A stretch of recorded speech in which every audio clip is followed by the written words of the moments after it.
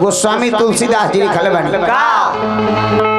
एक समय सब साहित्य समाज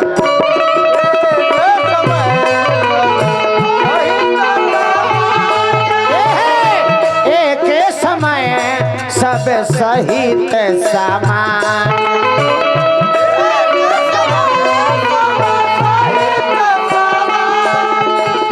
राज्यसभा रघु राजू विराजा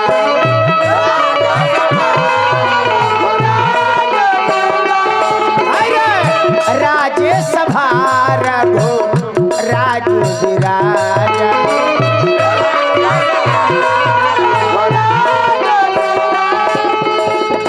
सकल सुकृत मूर्ति नर नाहु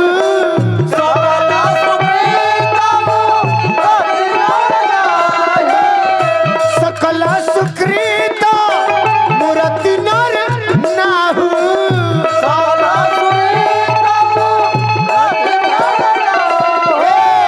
राम सुजसु सुनी अति ऊंचा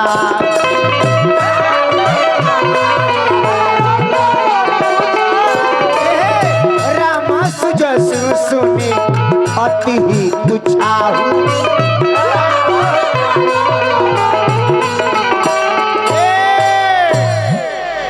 सारा समाज के जुटा के राजा दशरथ जी बैठल बानी वही समय शीशा पर नजर पड़ल कान के जरी के वो केस पाकल रहे सोचले कि राज के राजा लाइक अब हम नहीं की पर बेटा राम के राजा बना दी राजा दशरथ देखले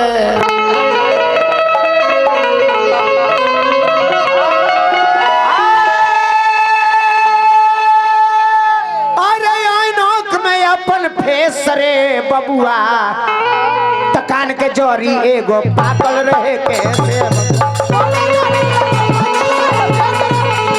के जोरी एगो पाकल रहे कैसे बबुआ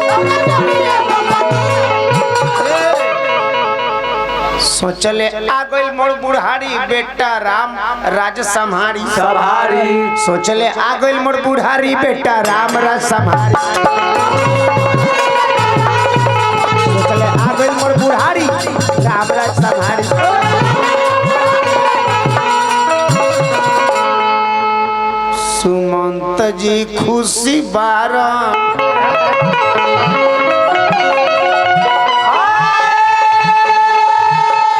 सुमंत जी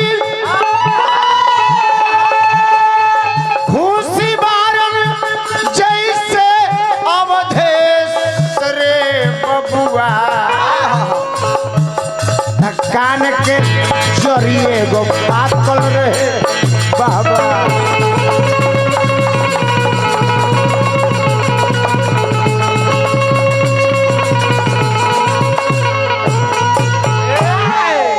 ई तो ब्यास लोग के लोकाचारी बाकी प्रसंग गावे के पड़ेला यदि प्रसंग ना गाई तो चाचा लोग कहिए के ब्यास ना हो चलो ये घड़ी के सारा लौड़ा छौड़ा ब्यास हो गइल लोग का गावता बेगा प्रसंग याद बा आ यदि प्रसंग गावता खाली चटनी नहीं खा गावत तो भईवा लोग सारा पेला अरे चलो चलो एक और मुकेश लोग था के नामे रह गइल बा ई सरवा काई कोई को के रात बिता देता तनिको के नाम एकदम नहीं खे अल्लाहदारी गावत जायद हो और हाथ नहीं खेले कि अभियो जोर नहीं खे और उनवा के रेल देता था ये न धन हरे गुरुजी धन अनिल भैया के हार्दिक हार्दिक प्रणाम बा मालिक आपके बनौले रही सरस्वती माई आपके दिन दुगना रात चौगुना करे बबुआ ई बात के लेके आ गुरु वशिष्ठ मुनि के लगे गई बाड़े राजा कले के हे मलिकार चाहता नहीं बर बेटा के राजा बना दी कोनो तिथि के निर्धारित करी ना वशिष्ठ मुनि कन के हे राजा तिथि निकाले के ना पड़ी जौन समय उचित जान के राम के राजगद्दी दे दो उहे समय उचित हो जाए उहे समय मुहूर्त शुभ हो जाए राजा चल दे ले का भई सोर हो गई चाहू ओरिया हो खबरिया राजा राम के सोर भइल चाहू ओरिया खबरिया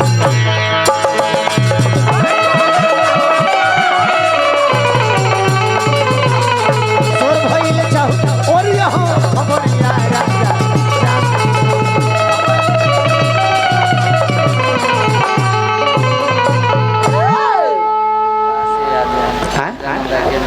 प्रकाश आकाश यादव राम जन्म दादाजी के नाती हैं। आकाश भैया 100 रुपये का पुरस्कार देनी। आकाश भैया के हार्दिक अभिनंदन बा। उपेंद्र राय बाबू उपेंद्र राय जी 100 रुपये का पुरस्कार देनी। हार्दिक प्रणाम बा। छोटन राय के शादी में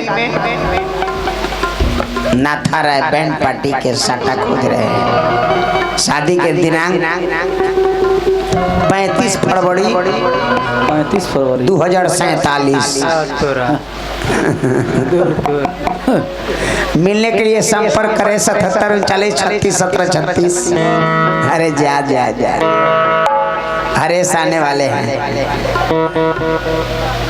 हमार बड़का बाबू का नाम है चंद्रिका चचा हमारा का आशीर्वाद देनी। हम गोर लागत नहीं मालिक आपके बनौले रहे। अच्छा राम जन्म राय के दामाद रौरे हैं रहीमपुर से। और हमें को बार गाड़ी देले बानी। हमें को बार गाड़ी नहीं देनी। उनका गाड़ी आवे का मन है तो हमरा वो फेंक के गाड़ी वाले उतारे उनके गाड़ी आई। अच्छा उनके गाड़ी आ गई तो भाई लागेला। अच्छा हमनी के पड़ोसिया हैं ना राहर दे से दूर नहीं के तो हम तो भाई बन जाए तो काम आई लोग हमरा गाड़ी आई तो बहिन तो ना भोगल जैसे पाहुन है मालिक के पाहुन देखी जब दुआर पर जाई जाला उ दुआर ब्यास लोग के हो जाला। ओ जे पाहुन आवेले पाहुन लगी है फूफा ये जे फूफा लगी है सारा बहिन चो से सार ला। हाँ रौरा पाहुन है तरौरा पाहुन कहता नहीं हम जी हम सार बानी लोग अपन दीदी अपना घर में रखले बानी का। ठीक बा बढ़िया बा।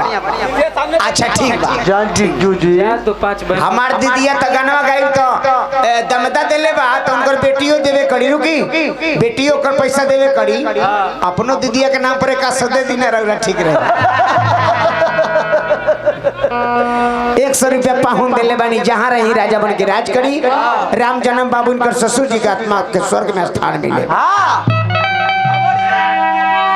खबरिया राजा राम के तो खबरिया राजा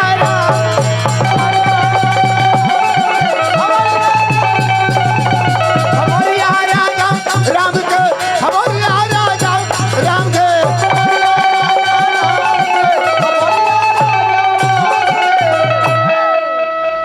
झूठे लगल नर नरिया हूँ खबरिया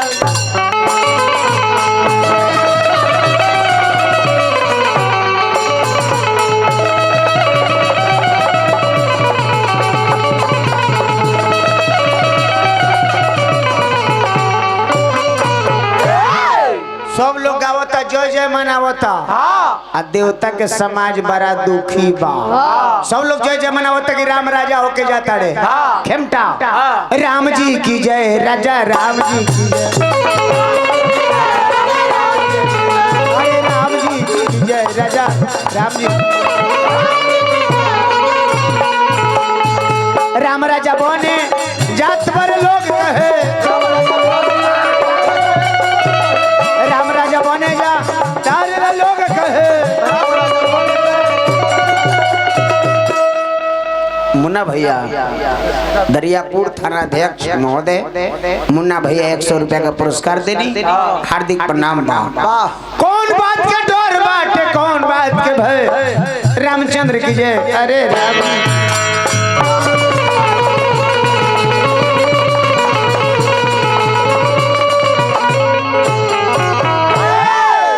देवता लोग दुखी बा दुखित हो के सारा देवता लोग सरस्वती माई के लगे गई बा कि राम राजा होके जाता रे।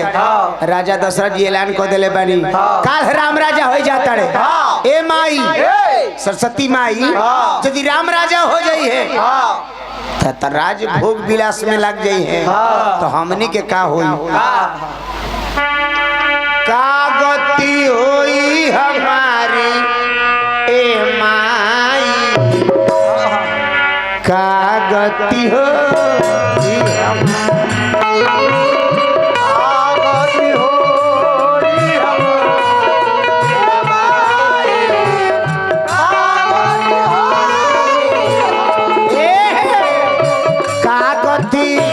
होई हमारी ए माई का गति हो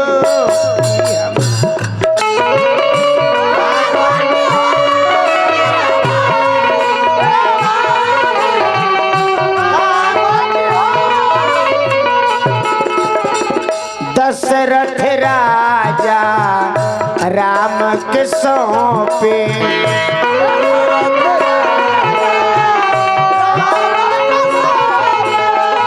सुन के देवता बतियार चौके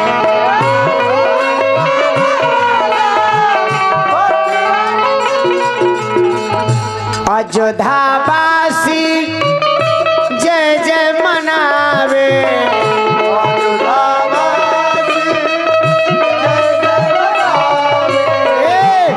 अयोध्यावासी जय जय मनावे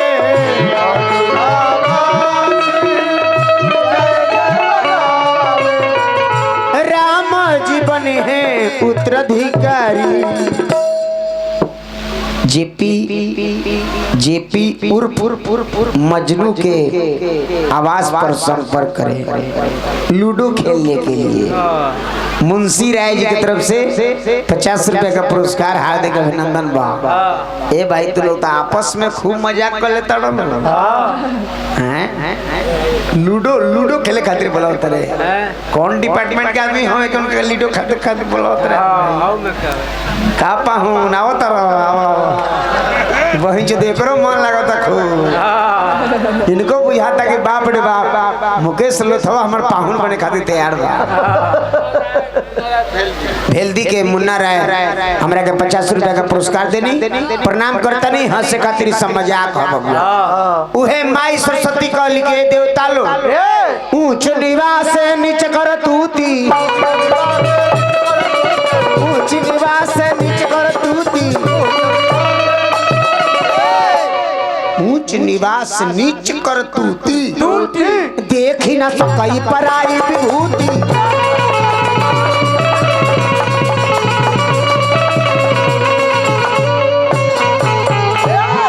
ऊंच निवास तहनी के बाप देवता हवलू ए नीच बात सोचा ताड़ो लेकिन पुत्र के माता बात कबो मानेली देवता लोग के बात माई मनले बाड़ी का कइले बाड़ी उहे राम जी के माई रहली जेकर नाम रहे के कई ओकर दासी एगो रहे मंथरा के मतिया पर वास कइले बाड़ी।